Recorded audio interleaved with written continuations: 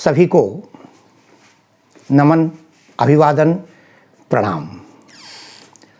आज जयंत की कथा का अंतिम प्रकरण और इस प्रसंग को विराम देंगे। नारद जी ने बड़ी दया के साथ संत हृदय का परिचय देते हुए नारद जी उस व्याकुल जयंत को देखकर उसे राम के पास भेज देते हैं। नारद देखा विकल जयंता, लागी दया कोमल चित संता। बिना विलंब किए है नारद जी ने कहा, पठवा तुरत राम पहीं ताही। वहीं जाओ जहां से इसकी उत्पत्ति हुई है। पठवा तुरत राम पहीं ताही, कहे सि पुकार प्रणत हित पाही। बस पहुंच गया। फिर क्या था, सब जगह भटक चुका था। और जब आदमी सब जगह भटक जाए तो आशा की एक कर्ण भी, डूबते को तिनके का सहारा भी बहुत होता है। फिर नारद जैसा ऋषि संत, जब संत व्यक्ति कुछ कहे, ऋषि कुछ कहे, भगवत भक्त कुछ कहे, तो फिर उस बात में दम होती है, उस बात में बल होता है। फिर क्या था, आतुर सभय गहे सि पद जाई, और त्राहि त्राहि दयाल रघुराई। आतुर सभय, आतुर बड़ा दुखी था, परेशान था। कल्पना कीजिए, जो तीनों लोकों में गोस्वामी जी कह रहे हैं भ्रमित हुआ, भटकता रहा। अगर हम आज की कथा को मान लें, तीनों लोकों में नहीं भटका, 4 घंटे 6 घंटे भी एक आदमी भागता रहे तो उसकी स्थिति बड़ी शिथिल हो जाती है। आतुर बड़ा दुखी था, अब क्या होगा। आतुर सभय, और भयभीत भी था। भयभीत इसलिए, बाण पीछे लगा हुआ है, मृत्यु पीछे है। आतुर सभय गहे सि पद जाई, भगवान के चरण कमलों पर उनके पैरों को पकड़ लेता है। आतुर सभय गहे सि पद जाई, और त्राहि त्राहि दयाल रघुराई। त्राहि त्राहि, मैं आपकी शरण में हूँ, रक्षा करो, हे भगवान शरण दो। त्राहि त्राहि दयाल रघुराई। अरे भगवान के सामने विषम स्थिति आ गई, क्योंकि भगवान का एक नियम है, शरण गए तागहु नहीं ताहू। मैं शरण जाने में, भगवान कहते हैं, त्यागहु नहीं ताहू। अरे मैं उसको भी नहीं छोड़ता, उसको भी नहीं त्यागता। कोटि विप्रबध लागहि जाहू, जिसको करोड़ों ब्राह्मणों की हत्या का दोष लगा हो, अगर ऐसा व्यक्ति भी मेरी शरण में आ जाए तो मैं उसका कल्याण कर देता हूँ। साथियों, भगवान का ये वाक्य कितना सुंदर है, शरण गए त्यागहु नहीं ताहू। एक बार शरण में जाकर तो देखिए, उस राम की शरण में पहुंचिए, सारे दुख दूर हो जाते हैं, सारी समस्याओं का समाधान हो जाता है। बस एक बार समर्पित हो जाइए। जब आपका कोई काम न बन रहा हो, जब कोई भी कैसा लगता हो, चारों तरफ निराशा है, तो उस कार्य को जरा भगवान को सौंप कर देखिए, विश्वास देखिए, फिर उसका कितना विश्वासम फलदायकम। फिर क्या था, वो जाता है त्राहि त्राहि दयाल रघुराई, और कहने लगा, निज कृत कर्म जनित फल पायो हूँ।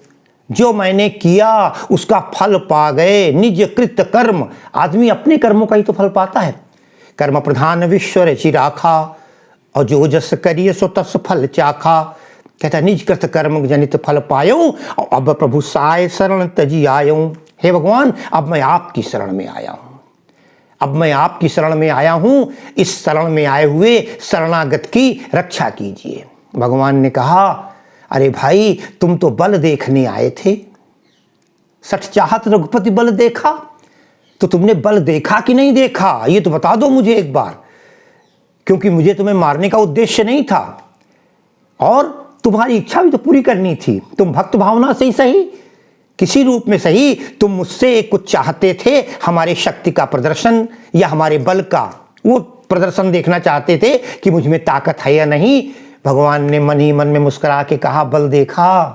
अरे बोला, महाराज, अतुलित बल अतुलित प्रभुताई। आप में अतुलित बल है, अतुलित, उसकी तुलना हो ही नहीं सकती, अतुलनीय अद्वितीय बल है। हे भगवान, जो सारे सबहि नचावत राम गोसाई। अरे आप तो सारे संसार को चलाते हैं, आप तो, आपके माध्यम से ही ये पूरा संसार कल्याण करता है। एक पल भी आपके बिना ये संसार चल नहीं सकता, पत्ता भी नहीं हिल सकता। अतुलित बल और अतुलित प्रभुताई। अतुलित प्रभुताई है, अतुलनीय प्रतिभा आप में है। और मैं मतिमंद ज्ञान नहीं पाई, मैं नहीं समझ पाया भगवान, इतनी प्रतिभा, इतना ज्ञान, इतनी शक्ति, आपका साक्षात अवतार। मैं मूढ़ था, आदमी मूढ़ होता है, माया में विवश होता है, मैं भगवान को पहचान नहीं पाया, बड़ी गलती हो गई, मैं मतिमंद जान ही नहीं पाई। तो कहता है भगवान हमने अपने कर्म का फल पा लिया। फिर भगवान को क्या है, जब भगवान के सामने कोई द्रवित होकर पुकारता है तो भागते चले आते हैं। ये भगवान की विशेषता है, अपने भक्तों की रक्षा के लिए सदैव सर्वदा वो तत्पर रहते हैं, तैयार रहते हैं। अरे भगवान पालनहार हैं। एक बार लक्ष्मी जी ने भगवान से कहा, अरे भगवान एक बात बताइए, आप खाना पीना खाते हैं, अपने भक्तों का भी ध्यान रखते हैं, सारे काम करते। भगवान ने कहा, मैं तब भोजन ग्रहण करता हूँ जब सारे संसार को भोजन दे देता हूँ। लक्ष्मी जी ने इस बात को गांठ बांध लिया। एक दिन भगवान व्यस्त थे, उन्होंने खाने पर बुलाया, भगवान खाना खाने बैठे। जो ही भगवान ने एक कौर तोड़ा, लक्ष्मी जी बोली, एक बात बताओ, क्या सारे विश्व को खाना दे दिया? भगवान चौंक गए, आज तो कोई समस्या आ गई। लक्ष्मी ने अचानक ये क्यों पूछ दिया? कहा जाता है भगवान ने 1 मिनट ध्यान किया और बोले, हाँ प्रिय, सारे संसार को भोजन दे दिया है। लक्ष्मी जी परीक्षा लेना चाहती थी।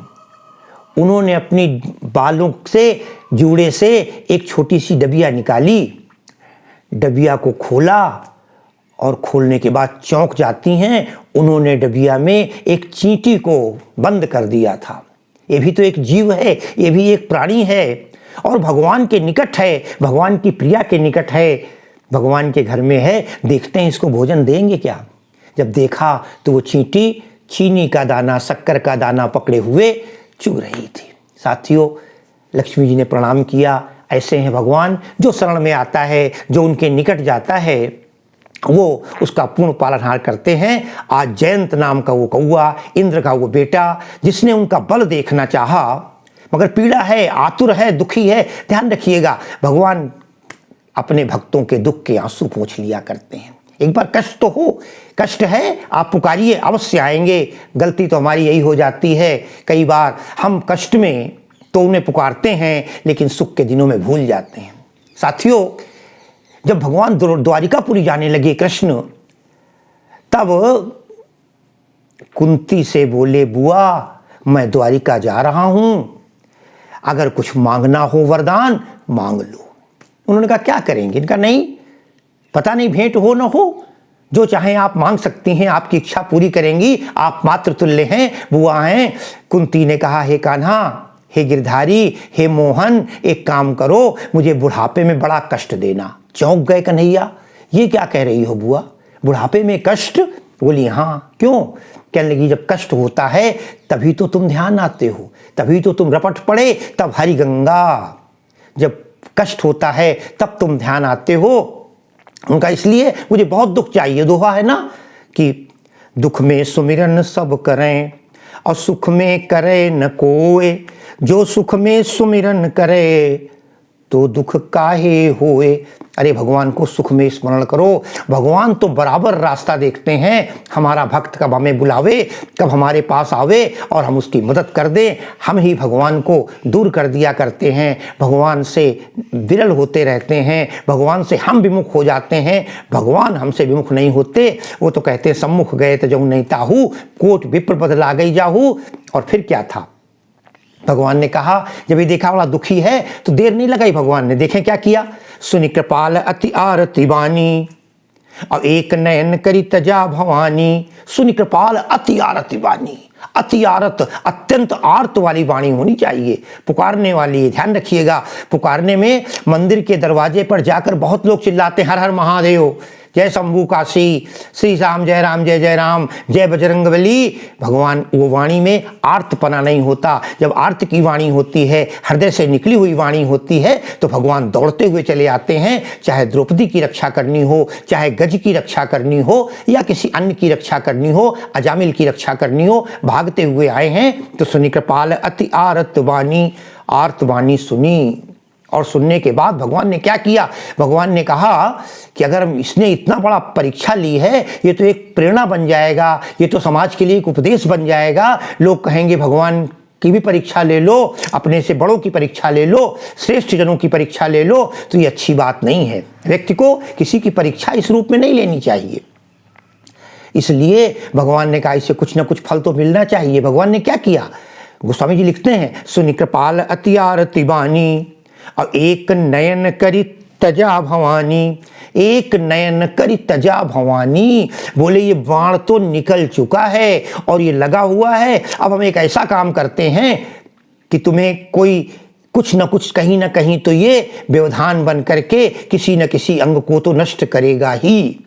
भगवान ने कहा अगर इसका पैर काट देते हैं तो इसको चलने में पीड़ा होगी, हाथ काटेंगे कार्य की पीड़ा हो जाएगी, क्या किया जाए, कैसे करें। भगवान ने एक आंख में उसके तीर चला दिया। एक नयन करी तजा भवानी, भगवान एक आंख उसकी समाप्त कर देते हैं। साथियों, एक आंख का मतलब ये था कि अभी तक तुमने यद्यपि आंखें दोनों हैं और दोनों आंखें, आपसे कोई कहे कि आपको अपनी बाईं आंख प्यारी है कि दाईं आंख प्यारी है, दोनों ही प्रिय होती हैं, लेकिन अगर आंख एक है तो कम से कम हम समाज को देख सकते हैं, संसार को देख सकते हैं, हमें कोई नुकसान नहीं होगा। चश्मा लगा लेते हैं लोग, लेकिन साथियों जब एक आंख खराब होती है तो कई लोग तो उसको अपशगुन भी मानते हैं। अरे कौवे जा, ये समाज जब तुझको देखेगा तो अपशगुन के रूप में सामने आएगा, लेकिन तुम सबको एक दृष्टि से, समदृष्टि से देखना, किसी प्रकार का भेदभाव समाज में न करना। और ये है भगवान की उदारता। गोस्वामी जी लिखते हैं, उसने यद्यपि ऐसा अपराध किया था कि उसे वध करने लायक था, लेकिन भगवान की कुछ कृपा ऐसी हुई, भगवान ने उसे एक नयन से विमुख कर दिया। साथियों, कहा जाता है आज भी मुझे हमारे बड़े लोगों ने, तमाम संत महात्माओं ने, हमारे परिवार के बुजुर्गों ने मुझे सिखाया है, बताया है, मैंने देखा तो नहीं, कि आज भी कौवे की एक आंख काम नहीं करती है। तब से भगवान राम के द्वारा बेधा गया उसका वो नयन, आज भी वो एक नेत्र होकर के इस समाज में विचरण कर रहा है। ये थी एक कथा भगवान की कृपा की, उदारता की। साथियों, अपने से बड़े जो भी हैं, अपने से श्रेष्ठ, अपने से गुरुजन, माता पिता, इनको तुच्छ नहीं मानना चाहिए, इनको श्रेष्ठ मानकर इस कथा में तमाम लोगों के हमें संदेश प्राप्त हुए। हमें बड़ी प्रसन्नता है, हमारे तमाम परिचितों में हमारे 2 प्राचार्य ऐसे हैं जिन्होंने मुझे धन्यवाद दिया। उसमें एक धपोला सर हैं, आदरणीय मिश्रा जी हैं, सी मिश्रा सर, इनका भी मैं हृदय से आभारी हूँ। और इसके अलावा डॉक्टर हिमांशु मिश्रा, इलाहाबाद बमरौली केंद्रीय विद्यालय से, उनका भी बड़ा स्नेह मिला इस कथा में। गोपाल जी निगम, देवनारायण पांडे, ये हमारे वो लोग हैं जो निरंतर, श्री नारायण भट्ट जी, श्री शत्रुघ्न सिंह जी चौहान, ये वे भक्त हैं भगवान के जो हमारी कथा से जुड़े रहते हैं। मैं सभी के प्रति बहुत बहुत आभार व्यक्त करते हुए आज की इस कथा को विराम देना चाहता हूँ और मैं चाहता हूँ कि आज की ये कथा यहीं पर समाप्त हो। बोलो सियावर रामचंद्र की।